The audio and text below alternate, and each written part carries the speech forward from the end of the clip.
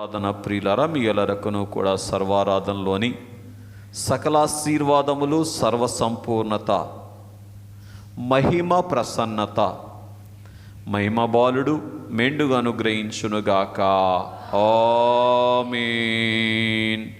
మనలను ప్రేమించుచు తన రక్తము వలన మన పాపముల నుండి మనలను విడిపించిన వానికి మహిమయు ప్రభావమును యుగయుగములు ఆయనకే కలుగునుగాక. ఆమేన్. మరణాత.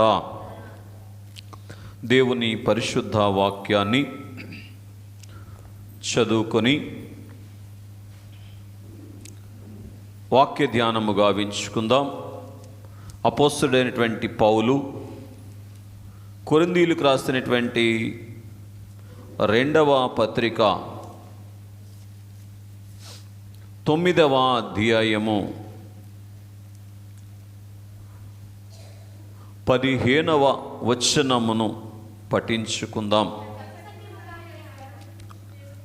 చెప్పసఖ్యము కాని ఆయన వరమును గూర్చి దేవునికి స్తోత్రము. ఈ వాక్య భాగములో నుంచి దేవుడు మనతో మాట్లాడునుగాక. ఆమేన్. ప్రియులారా, నేటి దినము కొరకు ఏర్పాటు చేయబడినటువంటి సందేశము పరమదేవతత్వము క్రిస్మస్. చెప్పగలరా నాతో? పరమదేవతత్వము క్రిస్మస్. లేదు, ఇంకొంచెం మనం ఆలోచన చేస్తే పరమదేవతత్వమే క్రిస్మస్. క్రిస్మస్ ఈ లోకములో కలుగుటకు కారణం అంటే దేవుణ్ణి ఆరాధించేటువంటి భాగ్యము ఈ లోకములో ఉన్నటువంటి మానవులైనటువంటి వారికి కలగటానికి ఏకైక కారణం ఏమిటి అని మనం ఆలోచన చేస్తే దేవుని యొక్క తత్వము. ఏం చెప్పండి? దేవుని తత్వమును బట్టి క్రిస్మస్ మనకు కలిగినట్లుగా మనము గ్రహించాలి. దైవజనులు అస్కళిత బ్రహ్మచారి ఫాదర్ ముంగమూరి దేవదాసయ్య గారు రాసినటువంటి రక్షణ పద్యముల్లో 47వ పాటలో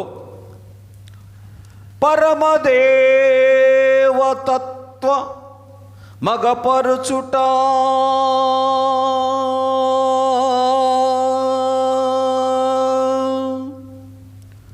తనివి తీర్చి బ్రతుకు క్రమపరుచుట యవతారము వలననే విమల నరావతారము వలననే. పరమదేవుని యొక్క తత్వమును కనబరచటం ఈ లోకములో ఎలాగూ సాధ్యపడింది అంటే విమల నరావతారము వలననే అని అన్నారు. విమల అంటే మంచి, నరావతారము అంటే మానవ అవతారము వలననే అని దైవజనులు తెలియచేసినటువంటి వారుగా ఉన్నారు. కనుక దేవుని యొక్క తత్వము ఏమిటి అనేటువంటిది భూలోకములో ఉన్నటువంటి సర్వమానవాళి కూడా గ్రహించవలసినటువంటి వారుగా ఉన్నారు. రెండవది, సంఘములోనికి వచ్చినటువంటి ప్రతి విశ్వాసి కూడా దేవుని యొక్క తత్వమును గ్రహించవలసినటువంటి వారుగా ఉన్నారు. దేవుని యొక్క తత్వమును గ్రహించగలిగితే దేవుని చేర్చుకునేటువంటి వారుగా ఉంటారు, దేవుని యొద్దకు చేరుకునేటువంటి వారుగా ఉంటారు. గ్రహించండి.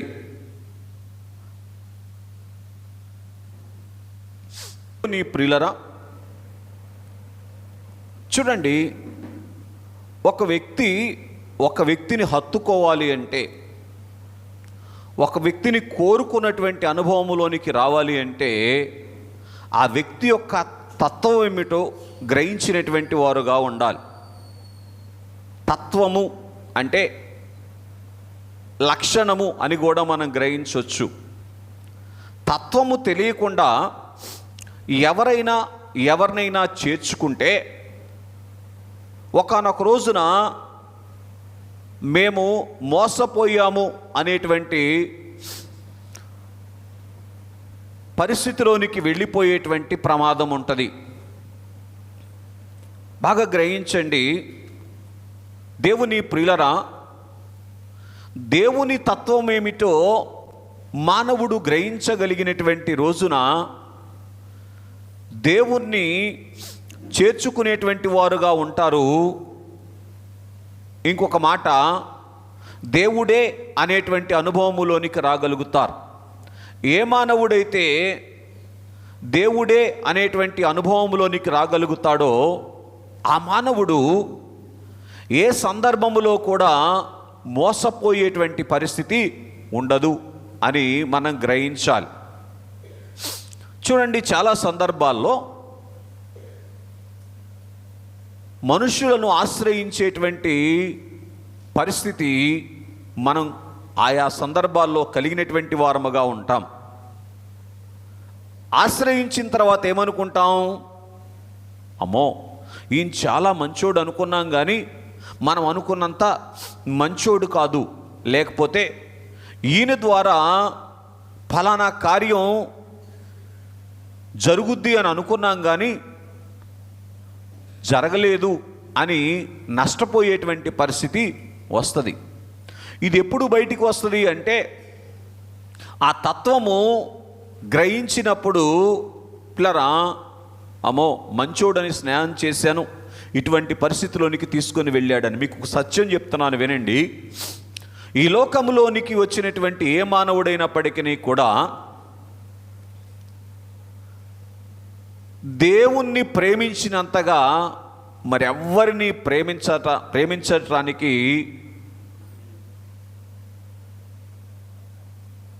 ఈ లోకములోనికి వచ్చినటువంటి ఏ మానవుడైనప్పటికీ కూడా దేవుణ్ణి ప్రేమించినంతగా మరి ఎవరినైనా ప్రేమిస్తే, అంటే ప్రేమలో మొదటి స్థానం దేంట్లో ఒక మానవుడు ప్రేమించుట్లో మొదటి స్థానాన్ని ఎవరికి ఇవ్వాలి అంటే దేవునికి ఇవ్వవలసినటువంటి వారుగా ఉన్నారు.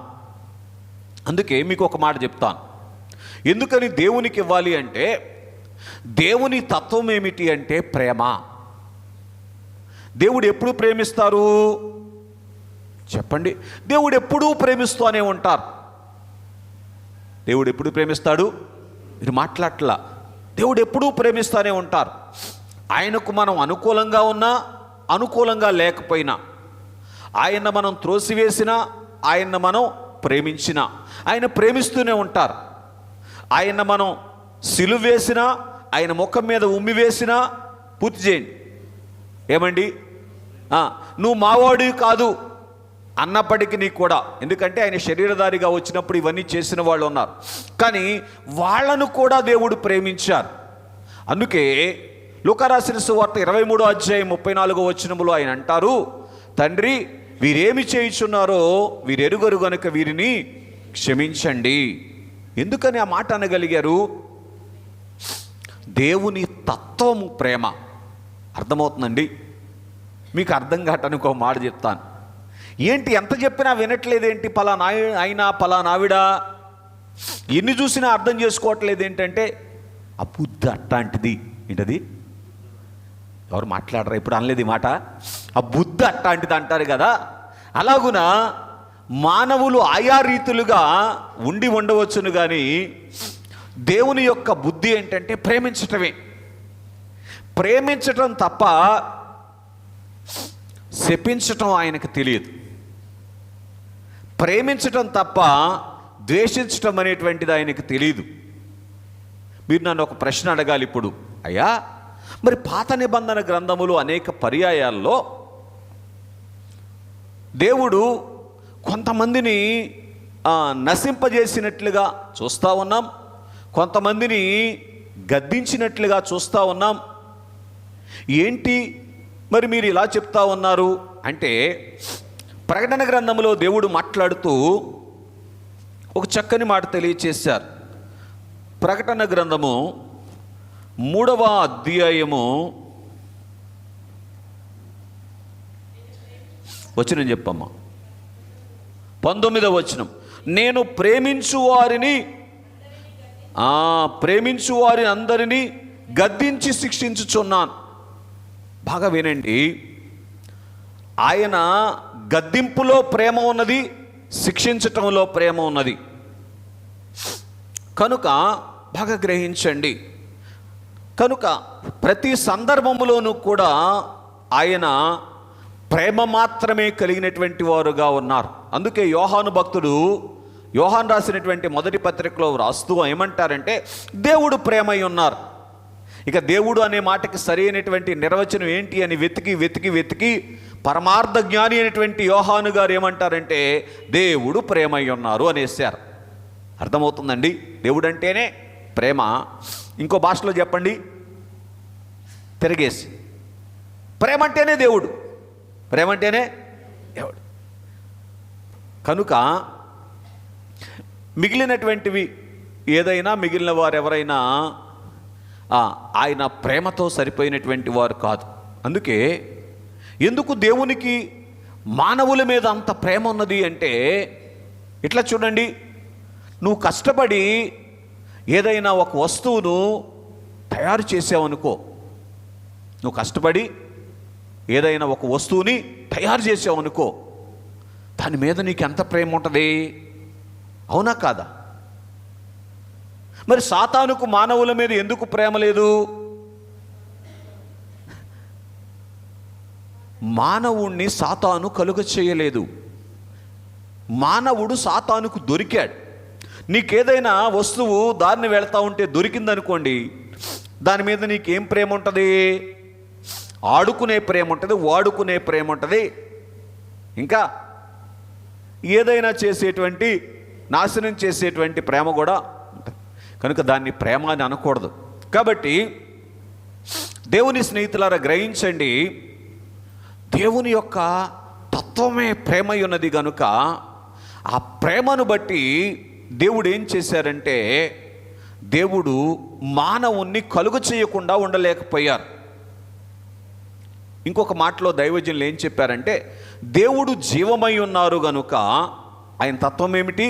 జీవము కలిగినటువంటి వారు. జీవమై ఉన్నారు గనుక ఏమీ చేయకుండా ఉండలేరు గనుక దేవుడు మానవుణ్ణి కలుగ చేశారు. గ్రహించండి. కనుక దేవుని స్నేహితులరా, ఈరోజు నేను మీ ముందు పెట్టాలనుకున్నటువంటి సందేశం ఏమిటి అంటే, ఈ స్థలములోనికి వచ్చినటువంటి మనమందరము కూడా దేవుని తత్వం ఏమిటో గ్రహిస్తే ఇక్కడ నుంచి దేవుణ్ణి ఎత్తుకొని వెళ్తాం. ఇక్కడ నుంచి దేవుణ్ణి ఎత్తుకొని వెళ్తాం. ఇక నుంచి దేవుని హత్తుకొనే ఉంటాం. ఎవరిని? కారణం ఏంటి అంటే, మీకు చెప్పిన మాట మళ్ళీ జ్ఞాపకం చేస్తూ ఉన్నాను. మనం ప్రేమించకపోయినా ప్రేమించేవారు దేవుడు, మనము దూషించినా ప్రేమించేవారు దేవుడు. ఏమండి, మనం ఏం చేసినా ఆయన్ని ప్రేమించేటువంటి వారు దేవుడు. కారణం మీకు ముందే చెప్పాను, ఆయన తత్వము ప్రేమ. అందుకే పరమదేవతత్వం అగుపరచుట విమలన రావతారం వాళ్ళని, ఆ దేవుని యొక్క తత్వాన్ని బట్టి ఏం అగపరిచారు దేవుడు?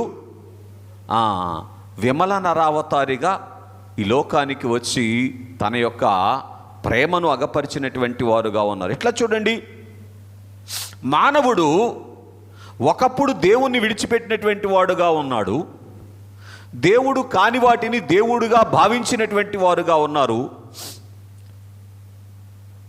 ఇటువంటి మానవుని కొరకు మళ్ళా రావాలి అంటే, నేనే దేవుణ్ణి అని చూపించుకోవటానికి రావాలి అంటే ఏముంది ఆయన దగ్గర? ప్రేమ మాత్రమే. ఏముంది చెప్పండి? ఇట్లా చూడండి, మనలో ఉన్నటువంటి భక్తిని చూసి కాదు సుమా, మనలో ఉన్నటువంటి నీతిని చూసి కాదు సుమా, కేవలము ఆయన ప్రేమై ఉన్నాడు గనుక తనను తాను వెల్లడి చేసుకోవలసినటువంటి అగత్యము వచ్చింది అని అంటే, ఆ పరిస్థితి లేకపోతే మానవుడు ఎక్కడ మరి ప్రతికూలమైనటువంటి పరిస్థితిలోనికి వెళ్ళకూడనటువంటి స్థలములోనికి వెళ్ళిపోతారో అని ఆలోచన చేసినటువంటి దేవుడు, అయ్యో మానవుడు నన్ను చూసేటువంటి స్థితిని పోగొట్టుకున్నాడు గనుక నేను మానవునికి కనబడకపోతే వారిని దేవుండ్లుగా భావించి, అది డబ్బునైనా పనినైనా ఇంకొకటైనా వస్తువునైనా దేవుండ్లుగా భావించి పొందుకోవలసినటువంటి భాగ్యాన్ని మానవులు పొందుకోలేరు అనేటువంటి వేదనతో దేవుడు మానవుల మీద ప్రేమ కనబరిచి ఈ లోకానికి నరుడుగా వచ్చారు, ఆయన పూజించే భాగ్యం ఇచ్చారు. అందుకే దైవజన్య యొక్క మాటలో ఉన్నటువంటి ఉద్దేశాన్ని బట్టి నేనేమంటానంటే, పరమదేవతత్వమే క్రిస్మస్ ఈ లోకములో కలగటానికి, అంటే క్రీస్తును ఆరాధించేటువంటి భాగ్యము ఈ లోకములో ఉన్నటువంటి వారికి కలగటానికి కారణం ఏమిటి అంటే దేవుని తత్వం. అంతే, దేవుని యొక్క తత్వం. ఆ దేవుని తత్వము ప్రేమ అని మనం చూస్తూ ఉన్నటువంటి వారముగా ఉన్నాం. తనకున్నటువంటి అత్యధికమైనటువంటి ప్రేమను బట్టి దేవుడు ఏం చేశారు అంటే, పిల్లరా, మానవులను దర్శించకుండా ఉండలేకపోయినటువంటి వారుగా ఉన్నారు. సరే, ఆయన ఈ లోకానికి వచ్చి చేసినటువంటి కార్యాలు చాలా ఉన్నాయి. కానీ ఈరోజు మన యొక్క అంశం ఏమిటి అంటే, దేవుని యొక్క తత్వమును ఎలాగున వెల్లడి చేశారు అని మనం ఆలోచన చేస్తే, ఇప్పుడు మీరు చదివినటువంటి వాక్య భాగమే కొరింథీయులకు రాసినటువంటి 2వ పత్రిక 9వ అధ్యాయము 15వ వచనములో ఉన్నటువంటి మాట, చెప్పనసఖ్యమైనటువంటి వరమును ఏమండి మానవులకు అనుగ్రహించినటువంటి వారుగా ఉన్నారు. చెప్పనసఖ్యము అంటే అర్థం ఏంటి? చెప్పలేనటువంటిది. చెప్పడానికి ఖచ్చితంగా చెప్పాలంటే భాష లేదు. ఇక ఈ వరము ద్వారా, ఏ వరము ద్వారా? యేసుక్రీస్తు అనేటువంటి వరము ద్వారా ఈమెయిల్ మాత్రమే కలుగుతుంది అని చెప్పటానికి సాధ్యం కాదన్నమాట. ఏం సాధ్యం కాదు? ఈమెయిల్ మాత్రమే కలుగుద్ది అని చెప్పడానికి సాధ్యం కాదు. కనుక అట్టి చెప్పనసఖ్యమైనటువంటి వరమును పిల్లరా దేవుడు అనుగ్రహించినటువంటి వారుగా ఉన్నారు. ఇంకా చెప్పాలి అంటే వర్ణించలేనటువంటి వరముగా ఆయన దిగి వచ్చినటువంటి వారుగా ఉన్నారు. వర్ణించలేనటువంటి వరముగా ఆయన దిగి వచ్చినటువంటి వారుగా ఉన్నారు. కారణం ఏంటి అంటే, యోహాన్ రాసినటువంటి సువార్త 3వ అధ్యాయము 16వ వచనములో ఉన్నటువంటి మాట, దేవుడు లోకమును ఎంతో ప్రేమించెను కాగా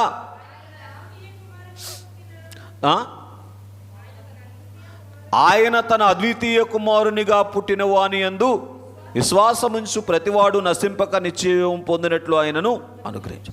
కనుక దేవుడు లోకమును ప్రేమించారు అంటే, లోకాన్ని ఎవరి కొరకు కలుగు చేశారు? అసలు దేవుడు మానవుల కొరకు కలుగు చేశారు. అంటే లోకాన్ని ప్రేమించారు అంటే లోకములో ఉన్నటువంటి మానవులైనటువంటి వారిని ప్రేమించినటువంటి వారుగా ఉన్నారు. గనుక లోకములో ఎవరి వల్లను అనుగ్రహించబడినటువంటి బహుమతి దేవుడు మానవులకు ఇచ్చారు. ఆ బహుమతే దేవకుమారుడైనటువంటి, దైవజనులు అన్నారు దేవనందనుడు అన్నారు. ఏంటంట? దేవనందనుడైనటువంటి యేసుక్రీస్తు ప్రభువారు అని మనం చూస్తూ ఉన్నటువంటి వారముగా ఉన్నాం. అందుకే దీని గురించి దైవజనులు ఇంకొక మాట చెప్తూ, దైవ గ్రంథములో గొప్ప ముత్యము ఏంటి అంటే ఈ దేవనందనుడు. ఇది దైవ గ్రంథములో గొప్ప ముత్యము అని అన్నారు. అంటే దైవ గ్రంథము మానవునికి దొరికినప్పటికీ కూడా ఈ ముత్యము దైవ గ్రంథములో నుంచి మానవుడు అందుకోకపోతే దైవ గ్రంథాన్ని బట్టి కలిగేటువంటి భాగ్యాన్ని చేరుకోవటం అనేటువంటిది సాధ్యపడనటువంటి సంగతి. కనుక ఈ ముత్యమును అందుకోవటానికి ఏం చేయాలి అంటే, మత్తయి రాసినటువంటి సువార్త 13వ అధ్యాయము 45-46 వచనాల్లో మరి ఒక సన్నివేశములో ఒక ఉపమానములో యేసుక్రీస్తు ప్రభువారు మాట్లాడుతూ ఆయన అంటారు, అయ్యి కొంచెం నిదానంగా సరిగ్గా చదవాలి.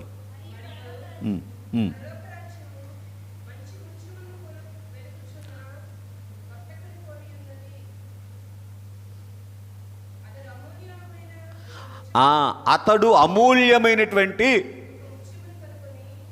ఒక ముత్యమును కనుగొని పోయి తనకు కలిగినదంతయు అమ్మి దానిని కొనును. అర్థమవుతుందండి? అంటే అర్థం ఏమిటంటే, ఈ అమూల్యమైనటువంటి ముత్యమైనటువంటి యేసుక్రీస్తు ప్రభువారిని సొంతము చేసుకొనుట కొరకు కలిగినదంతను కూడా ఏమండి లెక్కలేనితనముగా చూసి ఆయనను మాత్రమే ఆశ్రయించేటువంటి అనుభవంలోనికి రావాలి. అలాగ చూడకపోతే ఏం జరిగింది అని మనం ఆలోచన చేస్తే ఇట్లా చూడండి, రాజులు పోగొట్టుకున్నారు ఆ భాగ్యాన్ని. ఏ భాగ్యాన్ని? ఈ ముత్యాన్ని సంపాదించుకునే భాగ్యాన్ని. జ్ఞానులు పోగొట్టుకున్నారు ఆ భాగ్యాన్ని. శాస్త్రులు పోగొట్టుకున్నారు ఆ భాగ్యాన్ని. దేవుని ప్రియులరా, మీకు దీని వివరం చూడాలి అంటే దైవజనులు దేవదాసయ్య గారు తెలుగు క్రైస్తవ కీర్తన పుస్తకములో 18వ కీర్తనలో పాడుతూ 5 విషయాలు తెలియచేసినటువంటి వారుగా ఉన్నారు. దాన్ని నేను పాడటానికి సమయం కాదు కనుక చెప్పుకుంటూ వెళ్ళిపోతాను. మొదటి వచనములో ఉన్నటువంటి సంగతి, కైసరు ఔగుస్తు అరయలేదు ప్రభువున్. ఇది ఆశ్చర్యము, ఎంతో విచారము. ఏల అతడు ప్రభువుని ఎరగకపోయాను కనుక. ఎందుకు? తన రాజ్యములోనే ప్రభు పుట్టారు, కానీ ఈ కైసరు ఔగుస్తు ఏం చేయలేకపోయాడంట? ప్రభువుని ఎరగలేకపోయాడు. కారణం ఏంటి అంటే, తన యొక్క చక్రవర్తి స్థానము ఎక్కడ పోతుందో అనేటువంటి దాని మీద దృష్టి ఉంది, కానీ దేని మీద దృష్టి లేదు. అయ్యో, దైవతత్వం ఏమిటో గ్రహించి దేవుణ్ణి చేర్చుకోవాలి అనేటువంటి దృష్టి లేకపోవటాన్ని బట్టి ఏమైపోయింది చెప్పండి? అయ్యో, వారికి క్రిస్మస్ కాస్త క్రిస్మస్ అయిపోయింది. అలాగే దేవుని యందు ప్రియ స్నేహితులారా, గ్రహించండి. ఇక్కడ కొద్దిగా ఆలోచన చేయటానికి ప్రయత్నం చేస్తే, నేటి కాలంలో కూడా అనేక మంది ఈ భాగ్యాన్ని పోగొట్టుకోవటానికి కలిగినటువంటి కారణం ఏమిటి అంటే, లోక సంబంధమైనటువంటి ఆధిక్యతను కొరకు ఆరాటపడుతూ దేవుని వైపు చూడలేనటువంటి పరిస్థితి అని మనం చూస్తూ ఉన్నాం. 2వ చరణాన్ని మనం చదివితే, భూజానాంగములకై రాజుకు హేరోదు కొరకై యేసుడు పుడితే ఏం జరిగిందంట చూడండి. హేరోదు ప్రభువును అరయలేదు అంటే అర్థమేంటి? ఆయన దగ్గరికి వెళ్ళలేదు. ఇది ఆశ్చర్యము, ఎంతో విచారం. ఎందుకని హేరోదు వెళ్ళలేకపోయాడు? తన రాజరికము కాపాడుకోవాలి అనేటువంటి ఆలోచనలోనే ఉన్నాడు, కానీ తన రాజరికము కాపాడటానికి వచ్చినటువంటి, లేదు తనను యుగయుగాలుగా రాజుగా చేయటానికి వచ్చినటువంటి ఆయన్ను గుర్తించలేకపోయాడు. హేరోదు ఎంతకాలం రాజుగా ఉన్నాడో మనకు తెలియదు, కానీ దేవుడు హేరోదునైనా మననైనా ఎంతకాలం రాజులుగా ఉంచాలని ఆయన ఉద్దేశం? అయ్యో, యుగయుగములు రాజులుగా ఉంచాలనే ఉద్దేశం. కనుక ఆయన రాజరికాన్ని కాపాడటానికి వస్తే ఎందుకు వెళ్ళలేకపోయాడంటే, తన రాజరికాన్ని కాపాడేటువంటి, లేదు యుగయుగాలు తనకు రాజరిక భాగ్యం ఇచ్చేటువంటి క్రీస్తు యొక్క తత్వాన్ని గ్రహించలేకపోయాడు. గనుక ఏం చేశారు చెప్పండి? వెళ్ళలేకపోయినటువంటి వారుగా ఉన్నారని మనం చూస్తూ ఉన్నటువంటి వారముగా ఉన్నాం. కొంచెం ఈ సంగతులు మనం వింటూ ఉన్నప్పుడు ఏ కారణాలను బట్టి మనము క్రిస్మస్ పోగొట్టుకుంటున్నాం, క్రీస్తును ఆరాధించే భాగ్యాన్ని పోగొట్టుకుంటున్నాం, క్రీస్తుకు శిరస్సు వంచే భాగ్యాన్ని పోగొట్టుకుంటున్నాం, అన్నిటికీ ఆయేసే అనేటువంటి స్థితిని పోగొట్టుకుంటున్నాం అనేటువంటిది కొద్దిగా పరిశీలన చేయాలి.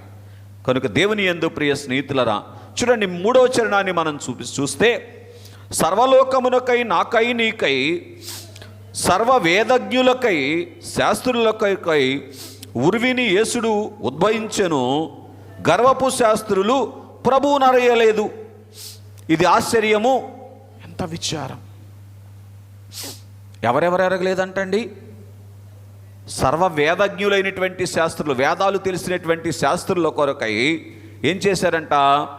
ప్రభు భూమి మీద పుట్టినటువంటి వారుగా ఉన్నారు. ఎందుకో? వేదాలు ఎరిగినటువంటి శాస్త్రుల కొరకు ఎందుకు పుట్టారంటే వాళ్ళు వేదాల ద్వారా ఏం తెలుసుకోవాలి అని ఉద్దేశపడుతూ ఉన్నారో ఆ సంగతిని వాళ్లకు తెలియచేయటానికి, వేదం యొక్క పరిపూర్ణత తనలోనే ఉన్నది అనేటువంటి సంగతి, అంటే వేదములను అధ్యయనం చేస్తూ వాళ్ళు ఏం తెలుసుకోవాలి అని అనుకున్నారో ఆ సంగతి వాళ్ళు పోగొట్టుకొనకుండుట కొరకు దేవుడు ఏం చేశారంటే అండి, యేసుడు ఉద్భవించెను. కానీ ఏం చేశారంట? వాళ్ళు అరయలేదు, ప్రభు దగ్గరికి వెళ్ళలేదు. కారణం ఏంటి? గర్వాన్ని బట్టి అన్నారు. ఏంటి గర్వం? ఏమిటి? మేమే వేదాంతులమైతే మాకెవరు వేదాంతం చెప్పేది అనేటువంటి పరిస్థితి చూసారా? కాబట్టి మాకు తెలిసినంత ఎవరికి తెలుసు అనేటువంటి పరిస్థితి ఏం చేసింది అంటే, పూర్తి చేయండి, పరమదేవతత్వమును అగపరచటానికి దేవుడు పడినటువంటి ప్రయాస యొక్క ఫలాన్ని అందుకోకుండా చేసినట్లుగా మనం చూస్తూ ఉన్నటువంటి వారముగా ఉన్నాం. మరి ఒకటిగా 4వదిగా మనం చదివినప్పుడు 4వ చరణములో, నీవనుకొను ప్రతివానికై నాకై నీకై, ఇక ఎంతమందిని గురించి నువ్వు అనుకుంటావో, పలానాయన్ని గురించి పలానావిడి గురించి అని కూడా ప్రభు వచ్చారా అని ఎంతమంది గురించి అయితే నువ్వు అనుకుంటావో వారందరి కొరకై, అలాగే దేవార్చకుల కొరకై అంటే ఆ కాలములో ఉన్నటువంటి యాజకుల కొరకు దేవుడు ఏం చేశారు అంటే, దేవానందనుడు ఇల్లు భువిలో పుట్టెను అంటే దేవకుమారుడు భూలోకములో పుట్టినటువంటి వారుగా ఉన్నారు. ఈ దేవార్చకులు కూడా ఏం చేయలేదు అంటే ప్రభువును పూజించలేదు. మరి ఎవరిని పూజించారు? ఎవరినో పూజించారు. కనుక అందుకే అపోస్తుల కార్యముల గ్రంథం 17వ అధ్యాయంలో రాయబడి ఉంటుంది, తెలియబడని దేవునిని పూజ చేస్తూ ఉన్నటువంటి పరిస్థితి. కనుక దేవుని యందు ప్రియ స్నేహితులారా, ఇక్కడ మనం చూసినప్పుడు కొన్ని ఏ కారణాలు పిల్లరా ఈ క్రిస్మస్ భాగ్యాన్ని, క్రీస్తును ఆరాధించేటువంటి భాగ్యాన్ని పోగొట్టేటువంటివిగా ఉంటాయి అని మనం కొద్దిగా పరిశీలన చేయవలసినటువంటి వారముగా ఉన్నాం. కనుక వీరు ఎందుకు వెళ్ళలేకపోయారు అని ఆలోచన చేస్తే, పిల్లరా మేము పూజ చేస్తూ ఉన్నాము కానీ పూజించవలసినటువంటి వారు ఎవరు అని ఆలోచన చేసేటువంటి స్థితిలో లేరు. మేము ఎవరికి పూజ చేస్తూ ఉన్నామో ఆ పూజ చేసేటువంటి వారు ఎవరు, ఆయన్ని చూసి పూజించాలి అనేటువంటి స్థితిలోనికి రాలేనటువంటి బలహీనత ఎక్కడికి తీసుకొని వెళ్ళింది అంటే ఈ యొక్క క్రిస్మస్ భాగ్యాన్ని వారికి పోగొట్టినట్లుగా మనం చూస్తూ ఉన్నాం. 5వ చరణాన్ని కూడా మనం చదవగలిగితే, ఆ ప్రాంతపు వారికి జ్ఞానులకు ఈ ప్రభు జన్మ సువార్త వినబడి భూప్రజలు ఈ వార్త గ్రహింపలేదాయే, ఆ ప్రజలకు చదవండి భలే మాట రాశారు దైవజనులు, ఆ ప్రజలకు చూచు ఆశయే లేదాయే. ఎందుకు వీళ్ళందరూ ఆ కాలంలో ఉన్నటువంటి భూప్రజలు పోగొట్టుకున్నారంట? అక్కడే ఉంది, ఆశ లేదంట. ఏ ఆశ లేదు? ప్రభువును చూసేటువంటి ఆశ లేదు. గ్రహించండి, ప్రభువును చూసేటువంటి ఆశ లేని కారణాన్ని బట్టి ప్లరా నాటి కాలములో ఏం చేశారంటే వారు క్రిస్మస్ భాగ్యాన్ని అంటే క్రీస్తును ఆరాధించేటువంటి భాగ్యాన్ని పోగొట్టుకున్నటువంటి వారుగా ఉన్నారు. చివరిగా 6వదిగా, సకల మతస్థుల కొరకై సుఖముగా జీవించు నీ కొరకై ప్రభువు సుఖమును త్యజించి సుతుడై పుట్టెను, సకల మతస్థులు స్వామిని ఎరుగలేదు. ఈ సకల మతస్థులు ఎందుకు స్వామిని ఎరుగలేదు? అందుకే దైవజనులు ఏమన్నారంటే, మతములెందుకు నీకు మతి చెడుటకు గాని, మతములో ఉన్నారు కానీ మతిలో లేరు వాళ్ళు. అంటే మతిలో అంటే ఆలోచించేటువంటి స్థితిలో లేరు. కనుక మా మతం మాదే అనేటువంటి స్థితిలో ఉన్నారు.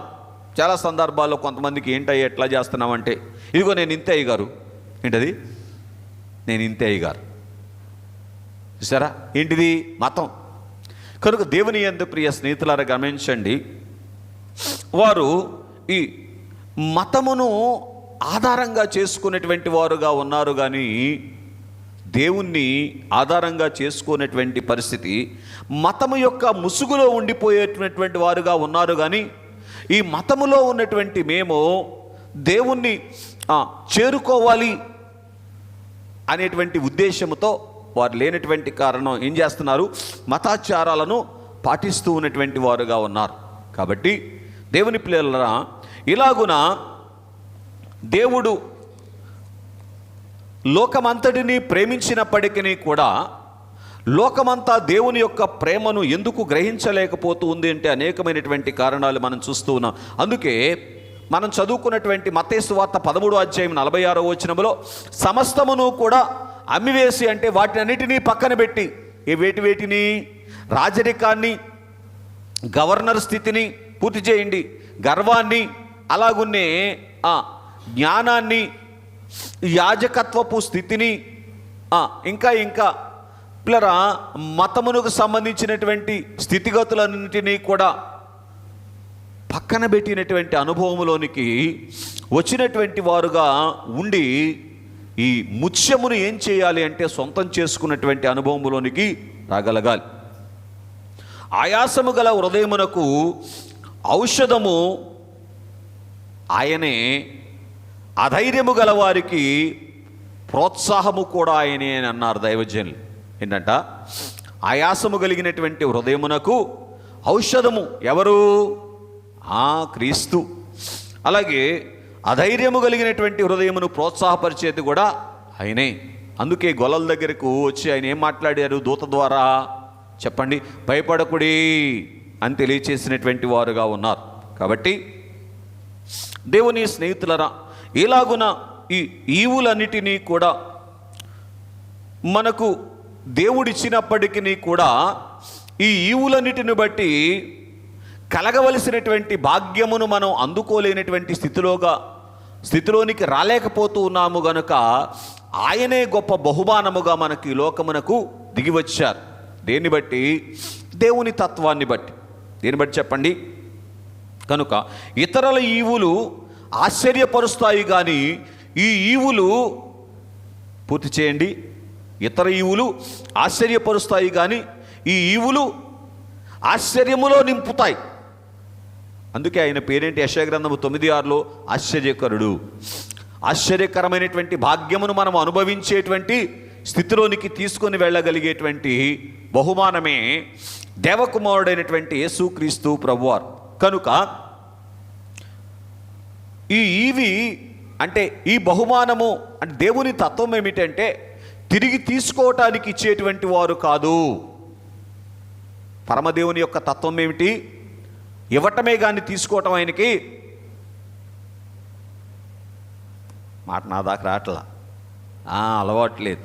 కనుక అందుకే దేవుని పిల్లరా, ఈవిని దేవుడు ఏం చేశారు అంటే మానవులకు తిరిగి తీసుకొనిటకు కాదు కానీ ఇచ్చి వేశారు. అందుకే యోహాను సువార్త 3:16 ఇందాక మీరు చదివారు, అనుగ్రహించెను. ఏంటంట? తిరిగి తీసుకోవటానికి కాదు కానీ సదాకాలము ఏమండి మన కొరకే ఉండుటకు అనుగ్రహించినటువంటి వారుగా ఉన్నారు. కాబట్టి ఇటువంటి గొప్ప భాగ్యమును ఎవరికి అనుగ్రహించారు అని మనం ఆలోచన చేస్తే, మొట్టమొదటి సంగతి, యోగ్యత లేకపోయినను మనకు అనుగ్రహించబడినటువంటి వారుగా ఉన్నారు. ఎవరు? క్రీస్తు ప్రభువారు అనేటువంటి వరం. యోగ్యత ఉందా మనకి? చదవండి ఒకసారి కీర్తనల గ్రంథము 8వ కీర్తన 4వ చరణాన్ని చదువుకుందాం. కీర్తనల గ్రంథం 8వ కీర్తన 4వ వచనం. కొంచెం త్వరగా సహాయం చేయండి. నీవు మనుషుని జ్ఞాపకము చేసుకొనుటకు వాడే పాటి వాడు, నీవు నరపుత్రుని దర్శించుటకు వాడే పాటి వాడు. చూసావా? కనుక ఏ యోగ్యత లేనటువంటి మానవుడు, అసలు దేవుడు జ్ఞాపకం చేసుకునేటువంటి స్థితిలోనే మానవుడు లేడు. అంటే దేవుడు మానవుని జ్ఞాపకం చేసుకునేటువంటి పూర్చేనా అర్హత ఏదైనా మానవుని దగ్గర ఉందా? Nothing else. ఏది లేదు. అయినప్పటికీ కూడా మరెందుకు జ్ఞాపకం చేసుకున్నారు? ఆయన టాపిక్లోకి రావాలి. ఆయన తత్వం అది, ఆయన తత్వమే ప్రేమించే తత్వం కాబట్టి నరుణ్ణి, అందుకే మీకు ముందే చెప్పాను, పరమదేవ తత్వమే క్రిస్మస్. కనుక యోగ్యులను మాత్రమే కాదు, యోగ్యులు ఎవరు కూడా లేదు కానీ అయోగ్యులను కూడా జ్ఞాపకం చేసుకునేటువంటి తత్వం కలిగినటువంటి వారు. ఎందుకు ఇంత వివరాన్ని మీ ముందు పెట్టాల్సి వస్తుందంటే, దేవుడు మమ్మల్ని కూడా పట్టించుకుంటాడా అనేటువంటి ఆలోచన ఏమండి అనేకులు కలిగినటువంటి వారుగా ఉంటారు. ఎందుకని దేవుణ్ణి నేను దూషించినటువంటి వాడను, దేవుణ్ణి నేను ద్వేషించినటువంటి వాడను, ఏమండి దేవుని స్థానంలో ఇంకొకరిని పెట్టుకున్నటువంటి వాడను. ఎవరో మీ సంగతి ఏమో కానీ నేను బాగా చేశా ఒకప్పుడు. దేవుని స్థానంలో నాకు నచ్చిన వాళ్ళని పెట్టుకున్నా, ఏమండి యేసు ప్రభు వారిని బహుశా నేను దూషించినంతగా ఎవరు కూడా దూషించుండరు. మరి ఈ అయోగ్యునికి ఈ ఈవి దొరికింది అంటే ఆ కారణం ఏంటి? దేవుని తత్వం అంతే. ఎవరి తత్వం? నిజం స్నేహితులారా, గ్రహించండి, ఆలోచన చేయటానికి ప్రయత్నం చేయండి. కనుక దేవుని తత్వము గ్రహిస్తే, పూర్తి చేయండి, ప్రతి మానవుడు కూడా తాహతు కొలది క్రిస్మస్ చేసుకుంటారు అన్నారు అయ్య గారు. దేని కొలదంట? తాహతు కొలది క్రిస్మస్ చేసుకుంటారు. క్రిస్మస్ అన్న పండుగ చేసి కొన్న మెండుగా, పండుగ చేసి కొన్న మెండుగా, మానవాత్మ నిండుగా చేయకున్న దండుగా, మానవాత్మ నిండుగా చేయకున్న దండుగా, దేవదూత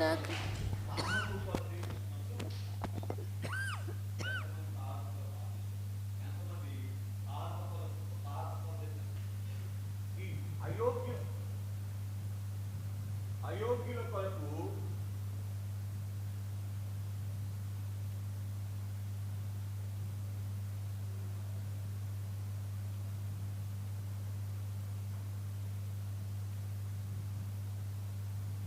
ప్రియులరా, అయోగ్యుల కొరకు దిగివచ్చుట, ఒక బహుమానముగా దిగివచ్చుట దేవుని యొక్క తత్వం అని మనం గ్రహించగలిగితే, ఈ లోకములో ఉన్నటువంటి ప్రతి ఒక్కరూ కూడా ఏం చేయగలుగుతారు అని మనం ఆలోచన చేస్తే, పిల్లరా, క్రీస్తు యొద్దకు వచ్చి ఆయన ఆరాధించేటువంటి భాగ్యములోనికి వచ్చేటువంటి వారుగా ఉంటారు.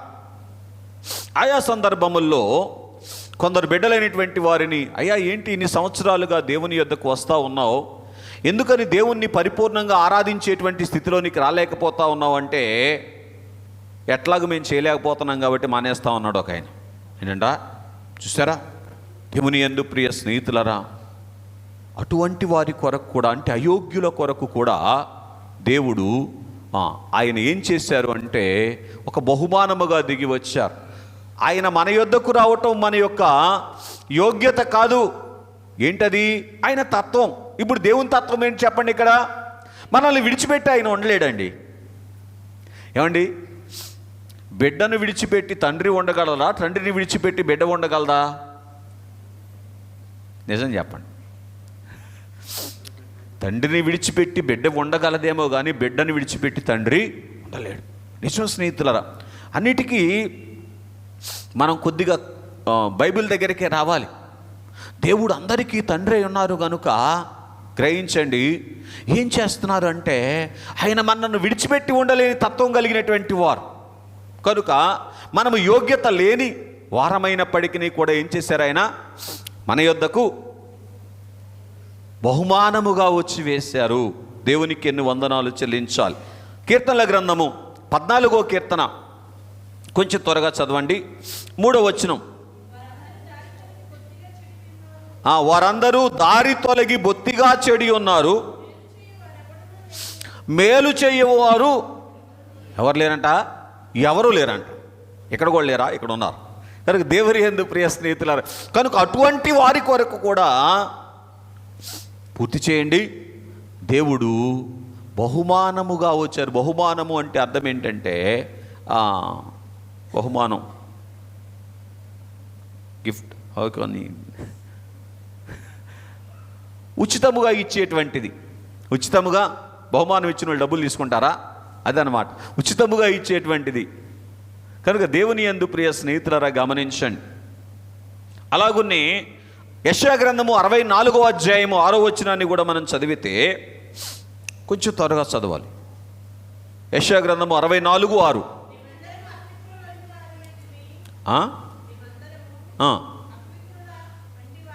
మేమందరము అపవిత్రుల వంటి వారమైతిమి, మా నీతి క్రియలనియు మురికి గుడ్డ వలె ఆయను. మేమందరము ఆకువలే వాడిపోతిమి అండి. గాలివాన పోవునట్లుగా, గాలివానకు కొట్టుకొని పోవునట్లుగా, చూసారా, మా దోషములు మమ్ములను కొట్టుకొని పోవును. అటువంటి స్థితిలో ఉన్నటువంటి మానవులందరి కొరకు ఆయన ఏం చేశారంటే ప్లరా బహుమానముగా వచ్చారు. ఎందుకో ఆయన తత్వం ఏంటంటే మనిషిని విడిచిపెట్టి ఉండలేరు. అందుకే దేవదాసయ్య గారు ఏమన్నారో తెలుసా, మానవుడు దేవుని నుండి వేరయ్యాడు కానీ దేవుడు మానవు నుండి వేరు కాలేదు. కనుక అటువంటి దేవుని యొక్క తత్వాన్ని మనం గ్రహించినప్పుడు మనము ఎంత విడిచినా, మనము ఎంత దోషులమైనప్పటికీ కూడా ఏమండి ఆయన మనలను విడిచేటువంటి తత్వము కలిగినటువంటి వారు కారు అనేటువంటిది మనకి ఎక్కడ బోధపడింది అంటే క్రిస్మస్లో బోధపడినట్లుగా మనం చూస్తూ ఉన్నటువంటి వారముగా ఉన్నాం. అందుకే పరమదేవ తత్వమే క్రిస్మస్ అని మీ గమనానికి తీసుకొని వచ్చాను. రెండవ సంగతి, యోహాను సువార్త 10వ అధ్యాయము 15వ వచనాన్ని చదువుకుందాం. యోహాను సువార్త 10వ అధ్యాయము 15వ వచనం.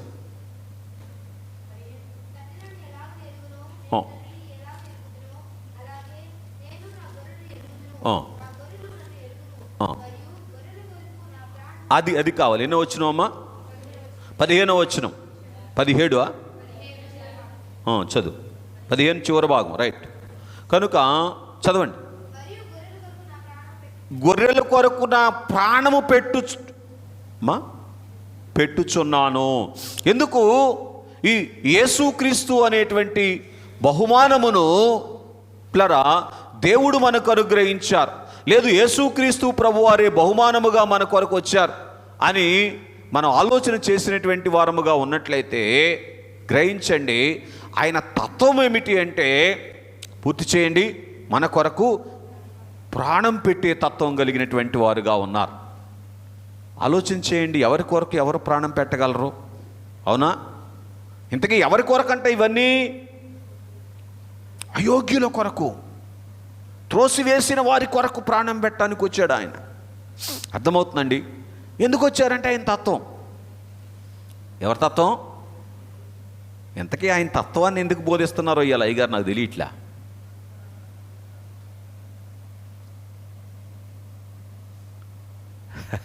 ఆయన తత్వములోనికి మనం రావాలి.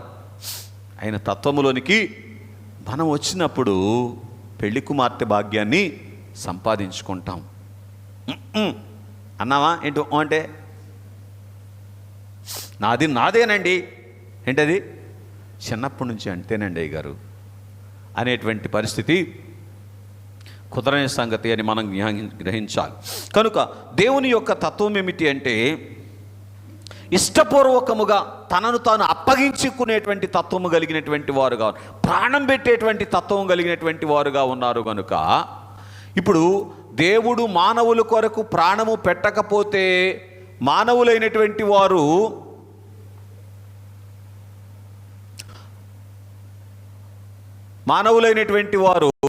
పొందుకోవలసినటువంటి మేలు మానవులు పొందుకోలేరు. గనుక దేవుడు ఏం చేశారు అని అంటే ఇష్టపూర్వకముగా ప్రాణం పెట్టుటకు దిగి వచ్చినటువంటి వారుగా ఉన్నారు. అంటే మానవులకు మేలు జరగకపోతే దేవుడే, ఇటు చూడండి, మానవులకు మేలు జరగకపోతే దేవుడు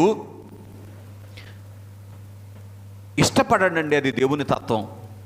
మానవునికి మేలు చేయటమే ఆయన తత్వం. ఇక ఏ మానవునికి? అందరి వంశంబులు నీ యందు దీవెనా. చాలు. కనుక అందరి మానవులకు మేలు చేయటమే ఆయన తత్వం. కాబట్టి ఈ యొక్క ఆనంద మాసములో అందరికీ సువార్త ప్రకటించబడాలి. ఇది గ్రహించండి. కనుక ఇష్టపూర్వకముగా ఎందుకు వచ్చారంటే మనం ఆయన్ను ప్రేమిస్తామని కాదు, కానీ వాడుక భాషలో చెప్పన మన కొరకు చచ్చిపోవడానికి వచ్చారండి. ఎందుకొరకు వచ్చారు? అమ్మో, ఎందుకొరకు వచ్చారంట? మనం ఆయన ఎత్తుకుంటామనో, మనం ఆయన ముద్దు పెట్టుకుంటామనో, మనం ఆయన్ని సింహాసనం మీద కూర్చుండబెడతామో అని కాదు సుమా, మన కొరకు చచ్చిపోవటానికి వచ్చారు. ఎందుకని? అయ్యో, మనను మరణములో నుంచి తప్పించటానికి. మనం చచ్చిపోయే స్థితిలో ఉన్నాను, ఆయన మన స్థితిలోనికి వచ్చి మన కొరకు చనిపోయి మన మరణాన్ని ఆయన ఏం చేశారంటే జీవముగా మార్చారు. దేవునికి మహిమ కలుగునుగాక. అర్థమవుతా ఉందండి? ఆలోచన చేయండి. What a philosophy lord has. దేవునికి ఎంత గొప్ప తత్వం ఉందండి. ఇప్పుడు ఎవరు కావాలి మనకి? అందుకే మా తండ్రి గారు దేవదాసయ్య గారు ఏమన్నారు? యేసు తప్ప బ్రతుకునందు అయిపోయా. మీకు ఎవరు కావాలని నేను అడగలేనులేండి, అవునా? మీకు ఉద్యోగాలు కావాలి, వ్యాపారాలు కావాలి, డబ్బులు కావాలి, లేకపోతే పూర్తి చేయండి. ఏంటండి? సిరంజీలు, డాక్టర్లకి సిరంజీలు కావాలి, అవునా? కాబట్టి దేవుని పిల్లరా, కానీ దైవజనునికి ఎవరు కావాలంట? యేసే కావాలన్నారు. ఎందుకని? ఆయన తత్వం ఏమిటో గ్రహించుకున్నారు కనుక. అర్థమైందా? ఆయన నన్ను చంపటానికి రాలేదు, నా కొరకు చచ్చిపోవటానికి వచ్చాడు. నా చావును పూర్తి చేయండి. అమ్మా, చావును చంపిన జీవమునేమే, నా చావును చంపి నన్ను జీవింపజేయడానికి వచ్చారు అని దైవజనులు గ్రహించారు. ఇక్కడ ఉన్న వారు ఎంతమంది గ్రహిస్తున్నారు? అవునా? విశ్వస్నేహితుల గ్రహించి, అందుకే చావును చంపిన జీవము నేనే అన్నారు. ఇక్కడ మనం ఆలోచన చేస్తే దేవుని తత్వం ఏమిటంటే, ఈ సందర్భంలో దేవుని తత్వం చెప్పినానా? చావును చంపేయటం, చచ్చిపోయే వారిని రక్షించుట కొరకు చనిపోవటం దేవుని తత్వం. ఈ తత్వాన్ని గ్రహించండి. అప్పుడు వస్తాం అక్కడికి. ఎక్కడికి? యేసు తప్ప బ్రతుకునందు. రైట్. దేవుని పిల్లలు గ్రహించండి. మరి ఒకటిగా గల్తీలకు రాసిన పత్రిక 2వ అధ్యాయము 20వ వచనం చదువుకుందాం. గల్తీ పత్రిక 2వ అధ్యాయం 20వ వచనం.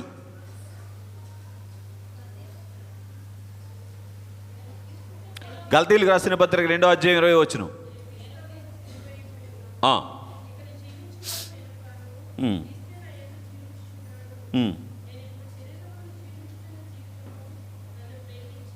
కనుక ఈ తత్వము ఎరిగినటువంటి వారు ఏమంటున్నారు? ఈ తత్వం ఎరిగినటువంటి పౌలు గారు ఏమంటున్నారు? ఇకను జీవించువాడను నేను కాను. గట్టిగా చదవండి అమ్మా. క్రీస్తే నా యందు జీవించుచున్నాడు.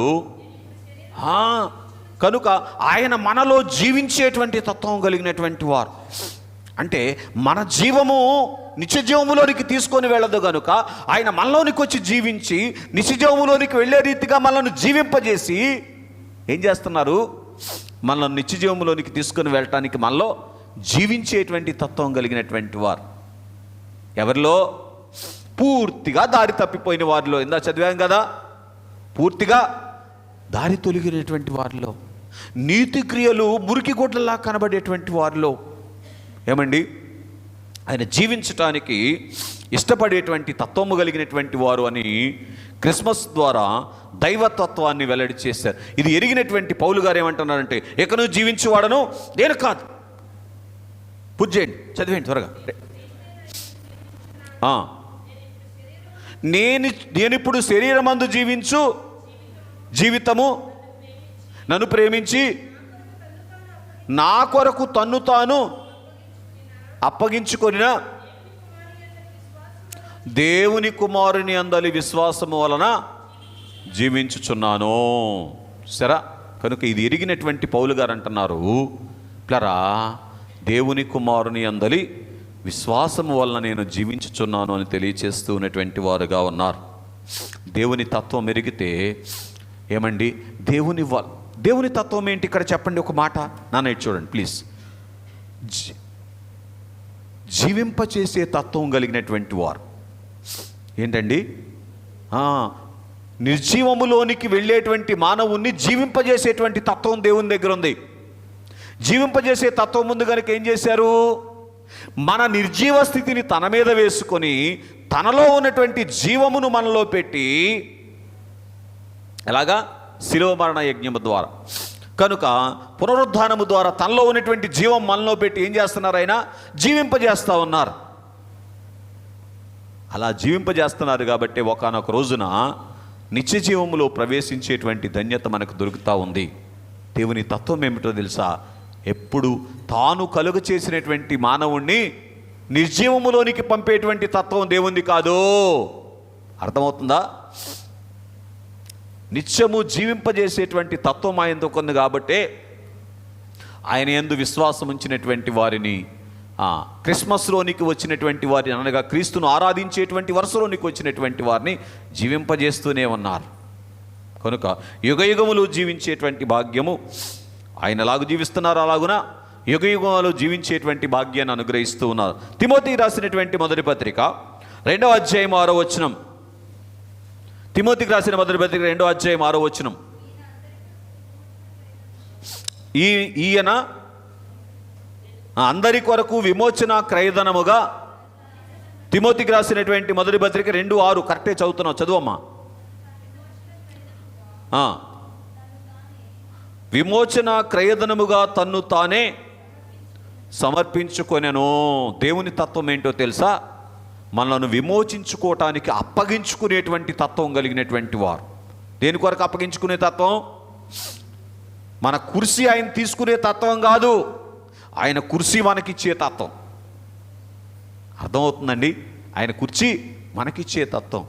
కాబట్టి మనలను విమోచించుట కొరకు ఆయన ఏం చేశారంటే, పిల్లరా, ఈ లోకమునకు ఏం చేసిన దేవుని తత్వం ఏమిటంటే సర్వమానవాళిని విమోచించేటువంటి తత్వం. అందుకే ఆయన ఏమన్నాడు చెప్పండి? నశించి ఒక్క ఆత్మ కూడా నరకానికి వెళ్ళుట నా చిత్తములో లేదన్నారు. అంతే. ఓ సాతానా, నరకము నీ కొరకు మాత్రమే ఏర్పాటు చేయబడింది అన్నారు. ఎవరి కొరకంట? ఏంటి ఏళ్ళు చూపించేస్తున్నా? నా కోసమే ఏంటి? కాదు కదా. కనుక దేవుని యందు ప్రియస్తే సాతాను కొరకు. కనుక దేవుని పిల్లరా గ్రహించండి. ఇంతమంది నాకు వెళ్ళి చూసుకోవటం నీ కొరకే నరకం అంటుంటే నాకు అనుమానం వచ్చింది మరి. కాబట్టి కనుక పక్కనే ఉన్న పగవాడు వైపు చూస్తున్నారా? దేవుడు మిమ్మల్ని దీవించును గాక. ఎంత మంచోళ్ళు. కనుక దేవుని పిల్లలతో దైవ ధ్యానం దేవుడు ఇచ్చారు. రైట్. మరి ఒకటిగా మనం చూస్తే దేవుని పిల్లరా, ఆయన ప్రశస్తమైనటువంటి బహుమానం ఇచ్చేటువంటి తత్వము కలిగిన వారుగా ఉన్నారు. అపోస్తుడైనటువంటి పౌలు కొరింథీయులకు రాసినటువంటి 2వ పత్రిక 5వ అధ్యాయం 21వ వచనం, 4వ అధ్యాయం 25వ వచనం, రోమీయులకు రాసిన పత్రిక, ముందు రెఫరెన్స్లు రాసేసుకోండి. రోమీయులకు రాసిన పత్రిక 4:25, కొరింథీయులకు రాసిన 2వ పత్రిక 5:21, రోమా పత్రిక 8:3-4 వచనాలు, గల్తీయులకు రాసిన పత్రిక 3వ అధ్యాయము 13-14 వచనాలు, పేతురు రాసినటువంటి మొదటి పత్రిక 2వ అధ్యాయం 24 వచనం. త్వరగా చదివేయండి.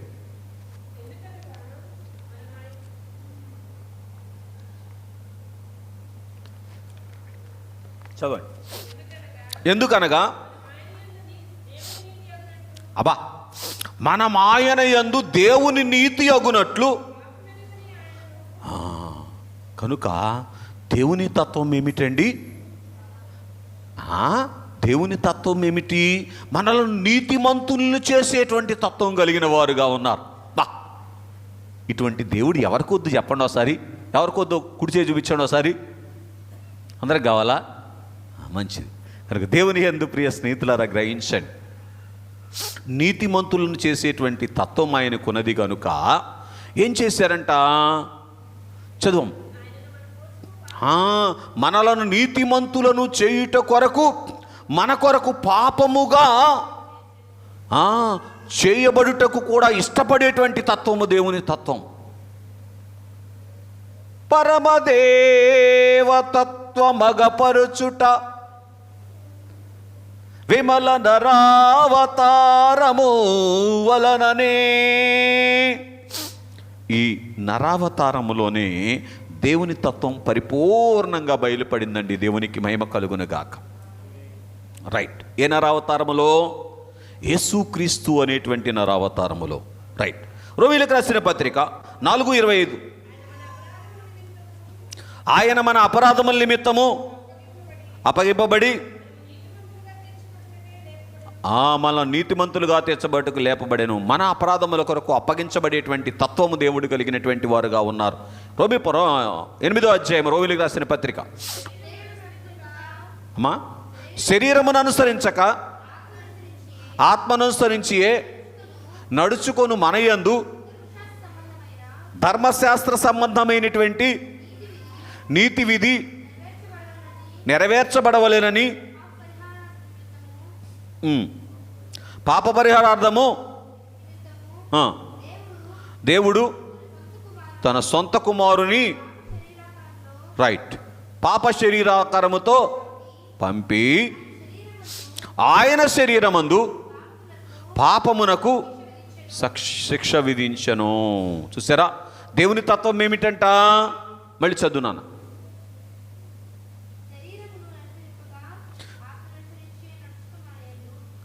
ఎవరైతే శరీరమును అనుసరించక ఆత్మను అనుసరించి నడుచుకుంటున్నారో వారి యందు ధర్మశాస్త్ర సంబంధమైనటువంటి నీతి విధి నెరవేర్చబడటానికి ఏం చేశారంట? తనను తాను అప్పగించుకునేటువంటి తత్వం కలిగినటువంటి వారు దేవుడు. ఎవరైతే నేను ఆత్మ సంబంధమైనటువంటి రీతిగా నడవాలి అని అనుకుంటున్నానో వారి కొరకు తనను తాను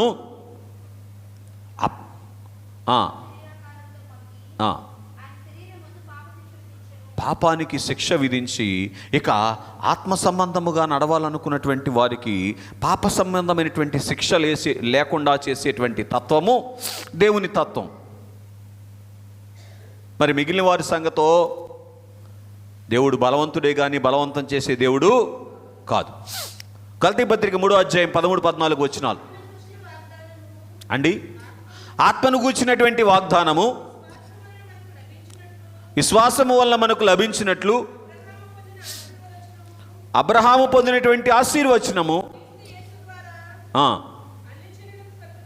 క్రీస్తు యేసు ద్వారా అన్యజనులకు కలుగుటకై ఆశీర్వచనం మనకు కలగటానికి శాపము మన కోసం శాపమయ్యేటువంటి తత్వము దేవుని తత్వం అండి.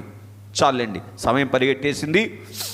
ఇంకొక రెఫరెన్స్ మీకు తర్వాత చదువుకోండి. పేతురు రాసిన మొదటి పత్రిక 2వ అధ్యాయము 24వ వచనం.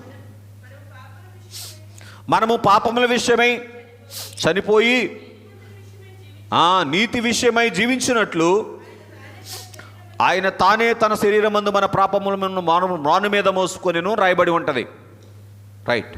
కనుక మనము నీతి విషయమై జీవించున్న నీతిని బట్టి జీవిస్తున్నాము అనేటువంటి సంగతిని బయలుపరచుట కొరకు దేవుడు ఏం చేశారంటే మన పాపములను తన మ్రాను మీద మన పాపములను తన మీద వేసుకునేటువంటి తత్వం దేవుని తత్వం. అపవాది తత్వం ఏంటి? మన పాపాలు మన మీద మోపే తత్వం. అందుకే బహుశా జకర్యా గ్రంథంలో ఉంటుంది. యెహోషువ మలిన వస్త్రాలతో నిలబడినప్పుడు ఏమంటున్నాడు వచ్చి, ఏంటి మలిన వస్త్రాలు వేసుకున్నాడు అని ఏం చేస్తున్నాడంట? అభియోగం చేస్తా ఉన్నాడంట. సరా దేవుని పిల్లరా, అపవాది తత్వం మానవుల్లోనికి రాగానే ఏమొచ్చేసింది? మానవునికి తన పాపాన్ని ఇంకొకళ్ళ మీద మోపే తత్వం వచ్చింది. ఆదాము గారు ఏమన్నాడు? ఏంటి తినవద్దన్న పండు తిన్నావా అనగానే, నువ్వు నాకు ఇచ్చిన స్త్రీ అనయ్యా, నేనేంటి ఒరే నాయనో. చూసారా, అదే ఈరోజు దాకా ఏమవుతుంది? ఏమోలేండి, దేవుడు మిమ్మల్ని దీవించును గాక. కనుక అందుకే సరే, ఇక 4వదిగా రోమాపత్రిక 5వ అధ్యాయం 8వ వచనం. రెలవెంట్గా యోహాను సువార్త 3:16 కూడా రాసుకోండి. రోమా 5:8 ఒక మాట చదవండి, ముగిస్తాను.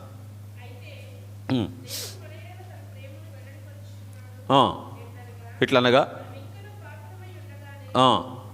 మనమింకనూ పాపులమై ఉండగానే చదువునన్న క్రీస్తు మన కొరకు చనిపోయాను. ఆయన తత్వం ఏమిటంటే అసలు మనం ఎలా ఉన్నామో ఆయనకు అవసరం లేదు, కానీ మన కొరకు తానేం చేయాలో అది చేసే తత్వం దేవుని తత్వం. ఏంటంట?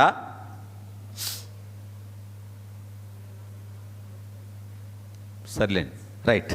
5వదిగా రోమీయులకు రాసిన పత్రిక 6వ అధ్యాయం 23వ వచనం, యోహాను రాసినటువంటి సువార్త 1వ అధ్యాయం 4వ వచనం, యోహాను సువార్త 3:36. ఎలాగనగా దేవుని కృపావరము మన ప్రభు అయిన క్రీస్తునందు నిత్య జీవము. కనుక జీవన సంబంధమైనటువంటి ఈ భాగ్యముగా, బహుమానముగా, అంటే మనల్ని జీవింపజేసేటువంటి బహుమానమును అనుగ్రహించేటువంటి తత్వము దేవుని తత్వం అని మనం చూస్తూ ఉన్నాం. అందును బట్టి దేవుని స్తుతించాలి. మిగిలిన విషయాలు తర్వాత చదువుకోండి. చివరిగా కొరింథీయులకు రాసినటువంటి 2వ పత్రిక 1వ అధ్యాయం 31వ వచనం, రోమాపత్రిక 8:32, కొరింథీయులకు రాసిన మొదటి పత్రిక 1:31. ఫాస్ట్గా అండి, 31. కొరింథీయులకు రాసిన 2వ పత్రిక మొదటి పత్రిక చూడండి. అతిశయించువాడు ప్రభునందే అతిశయించవలెను అని రాయబడినది నెరవేరునట్లు దేవుని మూలముగా ఆయన మనకు జ్ఞానమును నీతి, వెరీ గుడ్, మనకు జ్ఞానమును నీతియు పరిశుద్ధతయు విమోచనమును ఆయనో. చాలు. కనుక దేవుని పిల్లరా, అంటే సమస్తము జ్ఞానము, నీతి, విమోచన అన్నీ కూడా అనుగ్రహించేటువంటి తత్వము దేవుని తత్వము. కనుక అవి అనుగ్రహించటానికి దేవుడు మానవుడిగా ఈ లోకానికి వచ్చి ఏం వెల్లడి చేస్తూ ఉన్నాడు? జ్ఞానమును, నీతిని, పరిశుద్ధతను అనుగ్రహించేటువంటి తత్వము కలిగిన వారు అని బయలుపరుస్తూ ఉన్నారు. ఇప్పుడు ఏం చేయవసరం లేదు, జ్ఞానం కోసమైనా ఎక్కడికి పరిగెత్తాల్సిన అవసరంలా, ఏమంటే నీతి కోసం ఎక్కడ పరిగెత్తాల్సిన అవసరంలా, పరిశుద్ధత కోసం ఎక్కడికి పరిగెత్తాల్సినటువంటి అవసరం లేదు. కనుక ఇక ఆయనలో మిళితమైపోతే చాలు. అలాగున అనుభవములోనికి రాగలిగినప్పుడు నిజమైనటువంటి క్రిస్మస్ చేసుకోగలుగుతాం. దేవుని తత్వమును గ్రహించగలిగితే, దేవుని యందు ప్రియ స్నేహితులరా, మనము ధన్యులము. దేవుని స్తుతించేటువంటి అనుభవంలోనికి వస్తాం. తండ్రి అయినటువంటి దేవుణ్ణి, కుమారుడైనటువంటి దేవుణ్ణి, పరిశుద్ధాత్మ దేవుణ్ణి అలాగును స్తుతించి ఆరాధించగలిగినటువంటి ధన్యత చేరి వచ్చిన మనలకు తండ్రి దయచేయును గాక. ఆమేన్. పరలోకమందున్న మా తండ్రి, నీ నామం పరిశుద్ధపరచబడును గాక, నీ రాజ్యం వచ్చును గాక, నీ చిత్తము పరలోకమందు నెరవేర్చున్నట్లు భూమి యందు నెరవేరును గాక. మనదిన ఆహారం మాకు దయచేయండి. మా ఇళ్ళ అపరాధం చేసిన వారిని మేము క్షమించిన ప్రకారం మా అపరాధములను క్షమించండి. మమ్మల్ని శోధనలోనికి తేక దృష్టిని తప్పించండి. రాజ్యము, శక్తి, మహిమ నిరంతరము నీవై ఉన్నావు తండ్రి. ఆమేన్. అపవాది క్రియలకు లయము, ప్రవేశ రక్తము జయము, అపవాది క్రియలకు లయము, ప్రవేశ రక్తం సంపూర్ణ విజయము, అపవాది క్రియలకు అనంత నాశనము. హల్లెలూయా, హల్లెలూయా. స్తోత్రం, స్తోత్రం, స్తోత్రం. ఆమేన్, ఆమేన్, ఆమేన్. యెహోవా నిన్ను ఆశీర్వదించి నిన్ను కాపాడునుగాక. యెహోవా నీకు తన సన్నిధిని ప్రకాశింపజేసి నిన్ను కరుణించునుగాక. యెహోవా నీ మీద తన సన్నిధి కాంతి ఉదయింపజేసి నీకు సమాధానము కలుగజేయునుగాక. తండ్రి అయిన దేవుని ప్రేమ, కుమారుడైన క్రీస్తు వారి కృప, సహాయకుడైన పరిశుద్ధాత్మ తండ్రి గారి అన్యోన్య సహవాసం రాక పర్యంతము మీ అందరికీ తోడయుండునుగాక. ఆమేన్.